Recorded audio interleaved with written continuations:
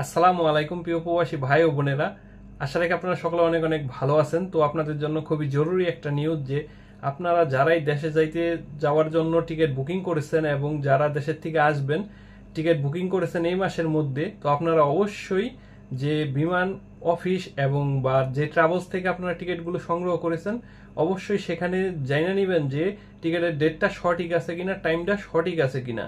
তো আপনারা যদি টাইমটা সঠিক না জানা নেন, দেখা গেছে আপনারা এয়ারপোর্টে আসলেন ভোগান্তির মধ্যে পড়তে পারেন, কারণ অনেক ফ্লাইট ইতিমধ্যে ক্যান্সেল হয়েছে বা শিডিউল চেঞ্জ করছে তাদের।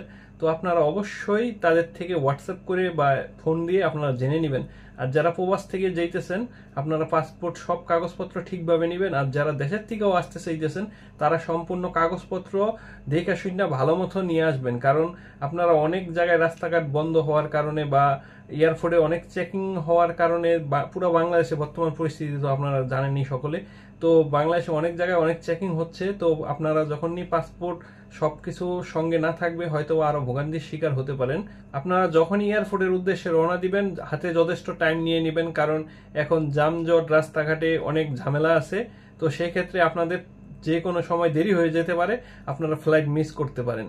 আর যারা বাহির থেকে যাবেন তারাও চেষ্টা করবেন পরিস্থিতি ঠান্ডা না হওয়া পর্যন্ত না বার হওয়ার চেষ্টা করবেন। আপনারা দেখে শুনে যাবেন। আপনাদের সকলের জন্য রইল শুভকামনা। যাত্রা শুভ হোক। ধন্যবাদ।